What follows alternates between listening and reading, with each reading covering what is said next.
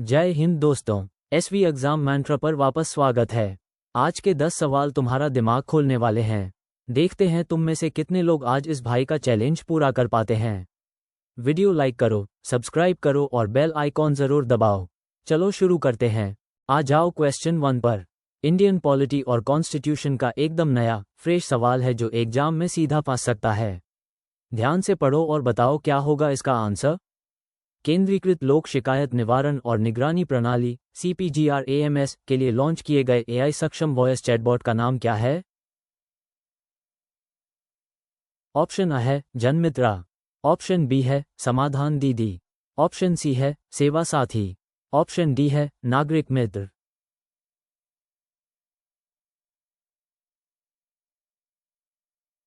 और सही जवाब है ऑप्शन B, जिसका भी सही हुआ पीठ थपथपा लो अपनी, बहुत सही जा रहे हो। जिनका गलत हुआ लोड मत लो, अभी सीख जाओगे। सही जवाब है समाधान दीदी। समाधान दीदी डॉक्टर जितेंद्र सिंह द्वारा जन शिकायत निवारण को बेहतर बनाने के लिए CP ग्राम हेतु लॉन्च किया गया AI वॉइस चैटबॉट है। जन मित्र इस विशेष चैटबॉट का नाम नहीं है।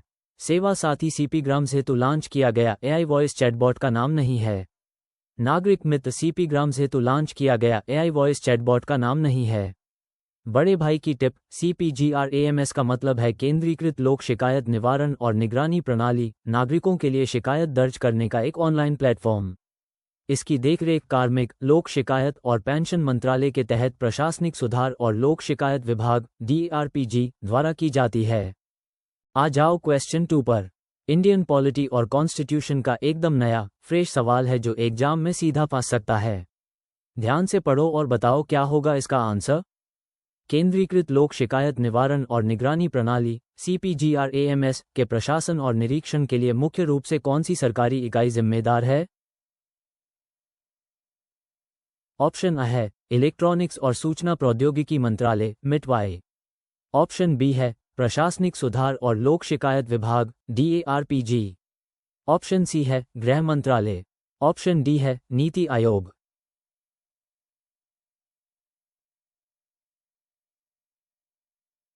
और सही जवाब है ऑप्शन B, जिसका भी सही हुआ पीठ थपथपा लो अपनी, बहुत सही जा रहे हो। जिनका गलत हुआ लोड मत लो, अभी सीख जाओगे। सही जवाब है प्रशासनिक सुधार और लोक शिकायत विभाग DARPG। कार्मिक, लोक शिकायत और पेंशन मंत्रालय के अधीन प्रशासनिक सुधार और लोक शिकायत विभाग DARPG केंद्रीकृत लोक शिकायत निवारण और निगरानी प्रणाली CPGRAMS के लिए नोडल एजेंसी है। MITWI मुख्य रूप से समग्र IT नीति और डिजिटल बुनियादी ढांचे से संबंधित है, न कि विशिष्ट शिकायत निवारण से। गृह मंत्रालय आंतरिक सुरक्षा और कानून प्रवर्तन के लिए जिम्मेदार है। नीति आयोग भारत सरकार के लिए एक नीति थिंक टैंक के रूप में कार्य करता है। बड़े भाई की टिप, CP ग्राम्स नागरिकों के लिए एक ऑनलाइन मंच है जिसके माध्यम से वे केंद्र सरकार के मंत्रालयों, विभागों और राज्य सरकारों के खिलाफ शिकायत दर्ज करा सकती हैं। इसका उद्देश्य एक एकीकृत पोर्टल के माध्यम से सार्वजनिक सेवा वितरण में पारदर्शिता और जवाबदेही बढ़ाना है। आ जाओ क्वेश्चन 3 पर। इंडियन पॉलिटी और कॉन्स्टिट्यूशन का एकदम नया फ्रेश सवाल है जो एग्जाम में सीधा फंस सकता है। ध्यान से पढ़ो और बताओ क्या होगा इसका आंसर। वर्तमान में किस केंद्रीय मंत्री के पास सहकारिता मंत्री का विभाग है?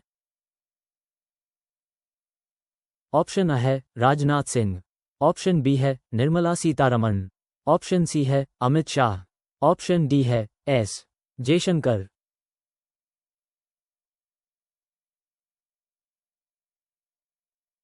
और सही जवाब है ऑप्शन C, जिसका भी सही हुआ पीठ थपथपा लो अपनी, बहुत सही जा रहे हो। जिनका गलत हुआ लोड मत लो, अभी सीख जाओगे। सही जवाब है अमित शाह।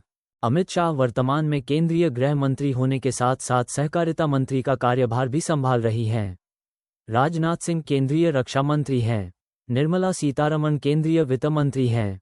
S जयशंकर केंद्रीय विदेश मंत्री हैं। बड़े भाई की टिप, सहकारिता मंत्रालय की स्थापना जुलाई 2021 में सहकारी आंदोलन को सुदृढ़ करने के लिए एक अलग प्रशासनिक, कानूनी और नीतिगत ढांचा प्रदान करने के लिए की गई थी। इसका उद्देश्य सहकार से समृद्धि के विजन को साकार करना है। आ जाओ क्वेश्चन 4 पर। इंडियन पॉलिटी और कॉन्स्टिट्यूशन का एकदम नया फ्रेश सवाल है जो एग्जाम में सीधा फंस सकता है। ध्यान से पढ़ो और बताओ क्या होगा इसका आंसर। भारत सरकार में वर्तमान में कौन सी केंद्रीय मंत्री गृह मंत्रालय और सहकारिता मंत्रालय दोनों का कार्यभार संभाल रही हैं? ऑप्शन A है राजनाथ सिंह, ऑप्शन B है अमित शाह, ऑप्शन C है निर्मला सीतारमण, ऑप्शन D है S जयशंकर।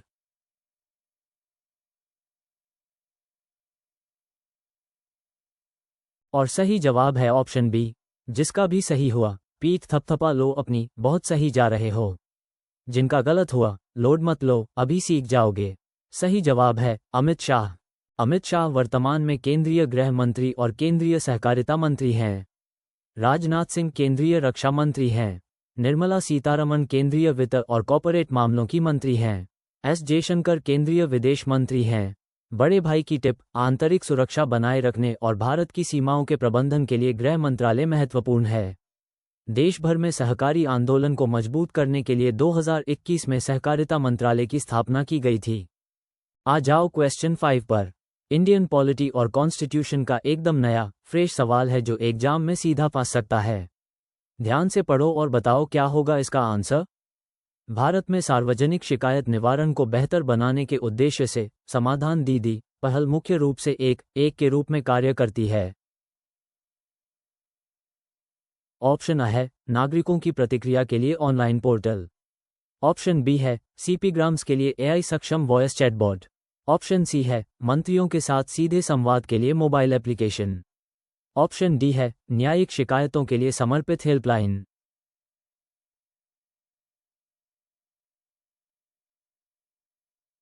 और सही जवाब है ऑप्शन B, जिसका भी सही हुआ पीठ थपथपा लो अपनी, बहुत सही जा रहे हो।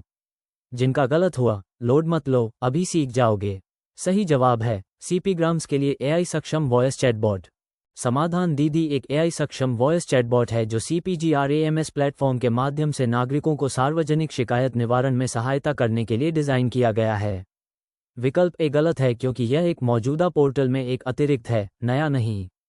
विकल्प C गलत है क्योंकि यह एक AI चैटबॉट है, मुख्य रूप से मंत्रालय संचार के लिए एक सामान्य मोबाइल ऐप नहीं है। विकल्प D गलत है क्योंकि यह आम जनता की शिकायतों को संबोधित करता है, विशेष रूप से न्यायिक शिकायतों को नहीं, और एक AI चैटबॉट है, न कि केवल एक हेल्पलाइन।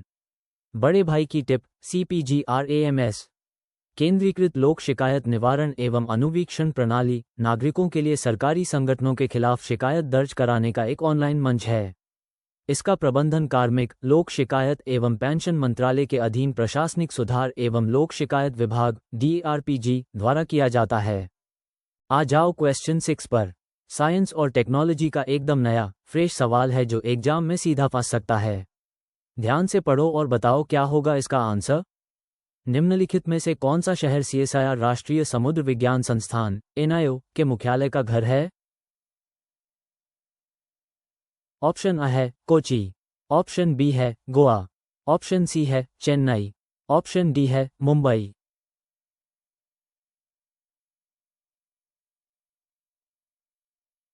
और सही जवाब है ऑप्शन B, जिसका भी सही हुआ पीठ थपथपा लो अपनी, बहुत सही जा रहे हो। जिनका गलत हुआ लोड मत लो, अभी सीख जाओगे। सही जवाब है गोवा। CSIR राष्ट्रीय समुद्र विज्ञान संस्थान NIO का मुख्यालय डोना पाउला, गोवा में है। कोची में केंद्रीय समुद्री मत्स्य अनुसंधान संस्थान CMFRI जैसे संस्थान हैं। चेन्नई में राष्ट्रीय समुद्र प्रौद्योगिकी संस्थान NIOT है। मुंबई एक प्रमुख बंदरगाह शहर है लेकिन CSIR NIO का मुख्यालय नहीं है। बड़े भाई की टिप, CSIR NIO एक प्रमुख अनुसंधान संस्थान है जो समुद्र विज्ञान, समुद्री जीव विज्ञान और भूविज्ञान के विभिन्न पहलुओं का अध्ययन करने के लिए समर्पित है। इसका उद्देश्य समुद्री संसाधनों के सतत उपयोग के लिए ज्ञान और प्रौद्योगिकी का विकास करना है। आ जाओ क्वेश्चन 7 पर। गवर्नमेंट स्कीम्स और पॉलिसीज का एकदम नया फ्रेश सवाल है जो एग्जाम में सीधा पास सकता है। ध्यान से पढ़ो और बताओ क्या होगा इसका आंसर। PM सेतु योजना का पूर्ण रूप क्या है, जो कौशल विकास और औद्योगिक विकास पर केंद्रित एक सरकारी पहल है? ऑप्शन A है प्रधानमंत्री कौशल संवर्धन और प्रशिक्षण उत्थान, ऑप्शन B है आर्थिक परिवर्तन और कौशल विकास के लिए प्रधानमंत्री योजना, ऑप्शन C है उद्यमिता और प्रौद्योगिकी उन्नयन के लिए प्रधानमंत्री का समर्थन, ऑप्शन D है कौशल विकास और प्रशिक्षण इकाइयों के लिए सार्वजनिक निजी भागीदारी।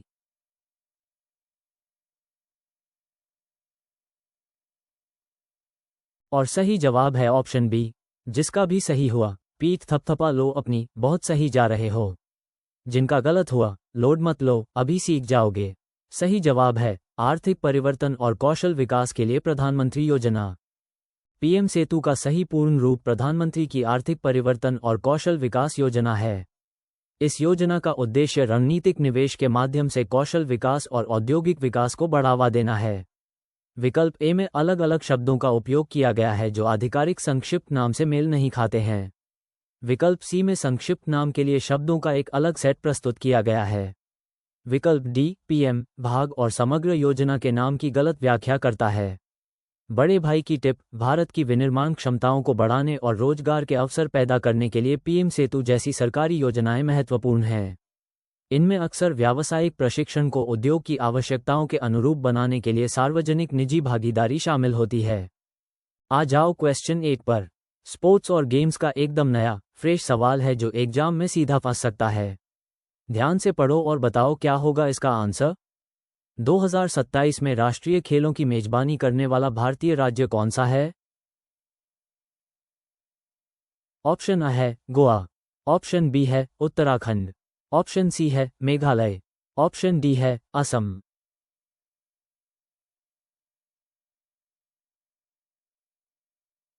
और सही जवाब है ऑप्शन सी, जिसका भी सही हुआ पीठ थपथपा लो अपनी, बहुत सही जा रहे हो। जिनका गलत हुआ लोड मत लो, अभी सीख जाओगे। सही जवाब है मेघालय। मेघालय 2027 में राष्ट्रीय खेलों की मेजबानी करने वाला है। गोवा ने 2023 में 37वें राष्ट्रीय खेलों की मेजबानी की। उत्तराखंड 2024 में 38वें राष्ट्रीय खेलों की मेजबानी करने वाला है। असम उत्तर पूर्व का एक प्रमुख राज्य है लेकिन 2027 के लिए मेजबान नहीं है। बड़े भाई की टिप, राष्ट्रीय खेल भारत का बहुखेल आयोजन है जिसका आयोजन भारतीय ओलंपिक संघ द्वारा किया जाता है। इनका उद्देश्य खेल को बढ़ावा देना और देश भर में विभिन्न विषयों में प्रतिभा की पहचान करना है। आ जाओ क्वेश्चन 9 पर। इकोनॉमी और फाइनेंस का एकदम नया फ्रेश सवाल है जो एग्जाम में सीधा फंस सकता है। ध्यान से पढ़ो और बताओ क्या होगा इसका आंसर। केंद्र सरकार ने कपास के आयात पर लगने वाले सभी सीमा शुल्क को कितने समय के लिए अस्थायी रूप से माफ कर दिया है? ऑप्शन आ है 1 जनवरी 2026, 31 मई 2026। ऑप्शन बी है 1 अप्रैल 2027, 31 अगस्त 2027। ऑप्शन सी है 1 जून 2026, 31 अक्टूबर 2026। ऑप्शन डी है 1 नवंबर 2026, 31 मार्च 2027।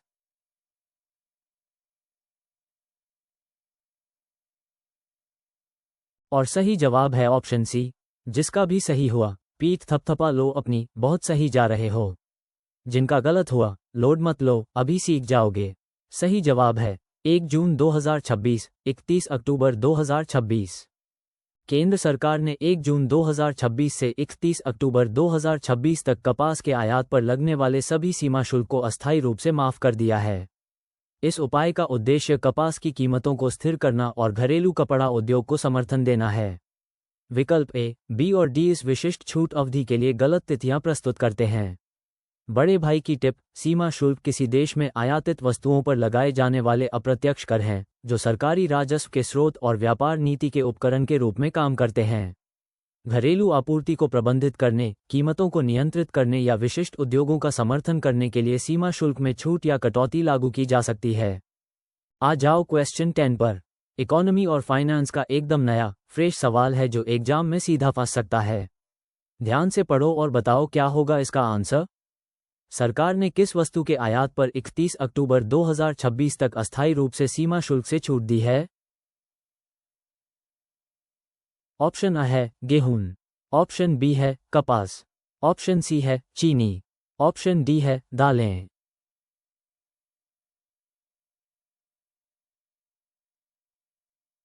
और सही जवाब है ऑप्शन बी, जिसका भी सही हुआ पीठ थपथपा लो अपनी, बहुत सही जा रहे हो।